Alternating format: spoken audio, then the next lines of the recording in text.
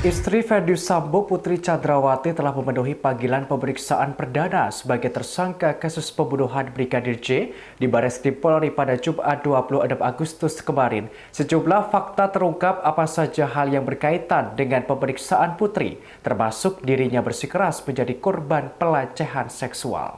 Dikutip dari tribunnews.com, dalam pemeriksaan itu Putri dicecar sebanyak 80 pertanyaan dari penyidik. Hal ini dikonfirmasi oleh kuasa hukum keluarga Ferdy Sambo, Arman Hanis, pada Sabtu 27 Agustus kemarin.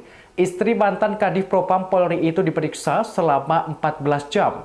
Tepatnya mulai Jumat pukul 11 hingga Sabtu 27 Agustus pukul 1.14 waktu Indonesia Barat. Terdapat 4 fakta dalam pemeriksaan Putri. Pertama, Putri bersikukuh menjadi korban pelecehan seksual. Arman Hanis mengungkapkan pengakuan kliennya tersebut tercantum dalam berita acara pemeriksaan atau BAP. Termasuk terkait kronologi kejadian di Magelang, Jawa Tengah juga turut dicatat dalam BAP.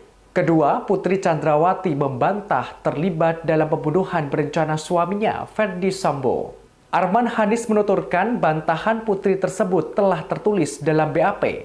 Sebagaimana diketahui, Putri dijerat pasal 340 subsider, 338 junto pasal 55 dan 56 KUHP tentang pembunuhan berencana. Pasal ini juga disangkakan kepada sang suami Ferdy Sambo.